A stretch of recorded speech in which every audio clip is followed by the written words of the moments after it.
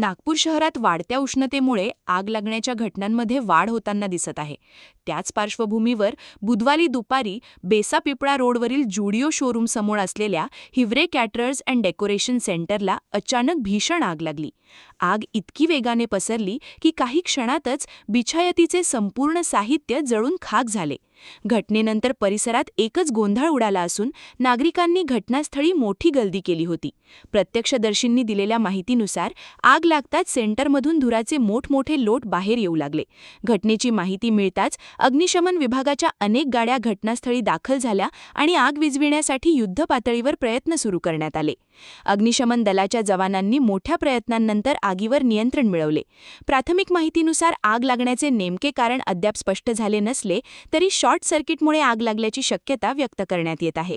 आम्ही नगरपंचायतच्या गाडीला कॉल केलेला होता, फायर ब्रिगेडला, नगरपंचायतमधून फायर ब्रिगेड तर आली. पण एक खेदाची बाब ही आहे की नगरपंचायतची जी गाडी आहे ही याच्यामध्ये जो प्रेशर असायला पाहिजे आणि जो पाईप असायला पाहिजे एकदम छोटा 1-1.25 इंचीचा पाईप आहे. आता 1.25 ते 1.5 इंचीच्या पाईपानं काय आग विझणार आहे का? आज ही गोष्ट शासनाला लक्षात घ्यायला पाहिजे. याच्यामध्ये मी नरेंद्रनगर फायर ब्रिगेडला कॉल करून, त्रिमूर्तीनगरला फायर ब्रिगेडला कॉल करून तिथून गाडी मागवल्या. तिथून गाडी इथपर्यंत जेवढी नुकसान व्हायची नाही त्याच्यापेक्षा कितीतरी पटीने नुकसान झाली. आजच्या तारखेमध्ये 95% त्या घरामधील माल जळाला गेलेला आहे. तर ही खूप खेदाची बाब आहे. आज उन्हाचा तडाखा एवढा आहे की कुठूनही आज एक ठिणगी जरी लागली तरी ते आग लागायला सुरुवात होऊन जाते. तर त्याच्यामुळे प्रत्येक नागरिकाने लक्षात घ्यायला पाहिजे की आजूबाजूला जर काही असेल, म्हणजे जिथं एखादी ठिणगी लागून जर आग पेटत असेल की दगड कुठं आपटत असेल किंवा कुठं जर कागद ठेवलं असेल, उन्हामध्ये असे खुले जरी पडले असेल तरी आज आग पेट घेते. आता एक्झॅक्टली कारण नाही कळू शकलं की आग कशामुळे लागलेली आहे. ती जेव्हा पेट घेतलेली तेव्हाच लक्षात आलं की आग पेट घेतलेली होती. म्हणून सिलेंडर्स जे होते ते सिलेंडर्स ऑलरेडी काढलं गेलेलं होतं. तर त्याच्यामध्ये तो विषय नव्हता, म्हणून कोणताही सिलेंडरनं पेट घेतलेला नाही. आणि त्याच्यामध्ये दुसरी गोष्ट, एक व्यक्ती वर झोपलेला होता त्या याच्यामध्ये निवांतपणे दुपारच्या वेळेस. तर त्या याच्यामध्ये तो व्यक्ती वरून उडी मारलेला आहे. त्याच्यामुळे त्याला जखम झाली आहे, त्याला हॉस्पिटलला नेण्यात आलेलं आहे. सर, एक पोलीस कर्मचारी देखील घायल झाले आहेत. पोलीस कर्मचारी पाहणी करता आलेले असता वरून जे शटर पडलं गेलेलं ते त्यांच्या हातावर पडलं, तर त्याच्यामुळे ते पोलीस कर्मचारी घायल झालेले आहेत. तर त्यांना ते सुद्धा हॉस्पिटलला गेलेले आहेत. तुमचं नाव सर? माझं नाव हितेश भजने आहे. मी प्रभाग क्रमांक 3चा नगरसेवक आहे. आग लागताच सेंटरमध्ये ठेवलेले गॅस सिलेंडर तातडीने बाहेर काढण्यात आल्याने मोठा अनर्थ टळला आणि कोणतीही जीवितहानी झाली नाही. मात्र या घटनेत दुकानाच्या छतावर झोपलेला एक व्यक्ती गंभीर जखमी झाला.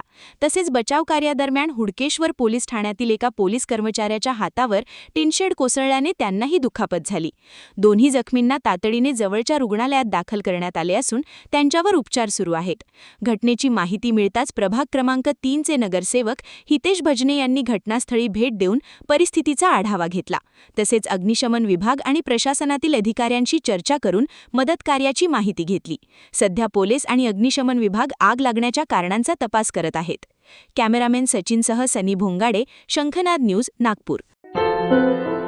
क्या हुआ बहू? माँ, पाइल्स की बहुत तकलीफ हो रही है. तो तुम गुदरोग सर्जन के पास क्यों नहीं गई? देखो, जैसे हार्ट के लिए हार्ट स्पेशलिस्ट, ब्रेन के लिए ब्रेन स्पेशलिस्ट, तो पाइल्स के लिए पाइल्स स्पेशलिस्ट क्यों नहीं? स्त्री हो या पुरुष, टॉयलेट में तकलीफ केवल पाइल्स ही नहीं और भी कई प्रकार के गुदरोग तथा कैंसर भी हो सकता है. इसीलिए इसकी प्रत्यक्ष जांच जरूरी है. ठीक है माँ, पर जांच के लिए हम जाएंगे कहाँ? वही काले आयुर्वेदिक पाइल्स हॉस्पिटल में. लेकिन माँ, प्रेगनेंसी में पाइल्स की दवाइयाँ? प्रेगनेंसी में आयुर्वेदिक दवाइयाँ सुरक्षित होती है.